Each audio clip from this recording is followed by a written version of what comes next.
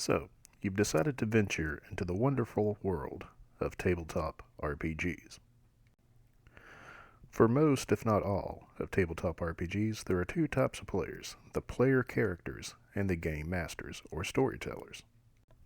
The player characters are the characters in game that the players are playing as. The game master or storyteller is the driver of the game, the person running the engine, telling the story. As another way to think about it, they're almost like the banker in Monopoly. Somebody has to do it. Somebody has to set up and keep the game flowing, as well as provide some sort of backbone as to what the other player characters are actually doing. The actual role of a game master or player character can vary from game to game and also vary from group to group. But in nearly all instances, the game masters or storytellers do provide one specific role, and the player characters provide another. I will be going over the basic responsibilities and stuff you should know for each. That way you can make a decision as to whether you want to remain a player character or venture into the world of being a game master or storyteller. First, the role of the game master. The game master, as I referenced before, is the referee and the conductor of the engine of the game. They should be familiar with most, if not all, the rules of the game. I do say that because some flexibility within the rules creates a more fun atmosphere. Because I do believe that the number one rule in any sort of tabletop game is to have fun. Personally, in, say, Dungeons & Dragons, I've never really particularly liked weight-carrying rules as long as everything kind of remains within the realm of possibility. I've never required players to keep track of the weight of the items that they carry. It's just cumbersome. And in my opinion, if your characters are heroes, they'll figure out some sort of way or a magical bag to carry everything they need. But again, there are some rules that must be obeyed, like like most combat rules, or rules dealing with puzzle solving or anything like that. There is no need, Paul, to argue with your game master for 52 minutes over a small little thing that if you would just let go, everybody else could continue to enjoy the game. Also, if you're a storyteller or you like creating, game mastering is a great way to let out your creative energy.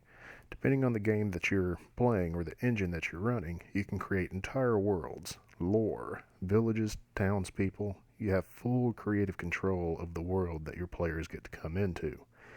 This does get to require also improvisation rules, being able to come up with things on the fly. You can set out a certain path for your players to go through, but you can't guarantee that they will make every decision that you will want them to make. And it will be your role and purpose to keep the game flowing. Never force a player to do a certain action. Give them options. Roll with those options.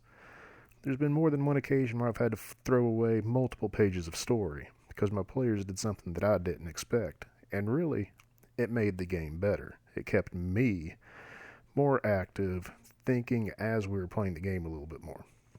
It allowed them to explore as they wish, create a more open world atmosphere. If you enjoy being creative and flexible, you might wish to be a game master. Player characters have a different type of creativity. They only really control their one character. You can create a full backstory for them, a personality, and sometimes, again, not really weird in the realm of tabletop RPGs, play someone as a different gender. Get yourself into a different role, if that's the sort of thing you enjoy. You only really need to learn the basic rules of the game, how the game works, as well as fully learning what your specific class or role that your character plays. If you're a tanking sort of character in Dungeons & Dragons, you should know the basics of the supporting class, the healing class, and all that, but as long as you know how to tank and do your job and role, as well as knowing the characterization of your own player character, you should be fine. And playing as a player character allows you to work as a group with the other players, sort of against the game and the game master. It creates a cooperative sort of gaming psychology that I know a lot of tabletop gamers really enjoy. A sort of us versus the game, sometimes us versus the game master. But still, the development of strategies and figuring out how the different little enemies and puzzles within the game works creates a real fun atmosphere as well as team building exercises for you and your friends, or again, sometimes playing tabletop RPGs with complete strangers, learning how other people think as well as hopping in and out of character discussing things in game and out of game can be a lot of fun. Now, I say all this not saying that if you choose to only do one thing in a certain game, be either player character or game master, that will be the only thing you do. I had a certain grouping, special group of assholes, where we enjoyed Vampire the Masquerade and played just about every single week for several years. We did a rotation game master thing where one person had a month or two to do their story and do their arc, and then the role of game master shifted to another player. As our player characters died and whatnot in game, it gave us a chance to play as different player characters or only focus as a game master storyteller.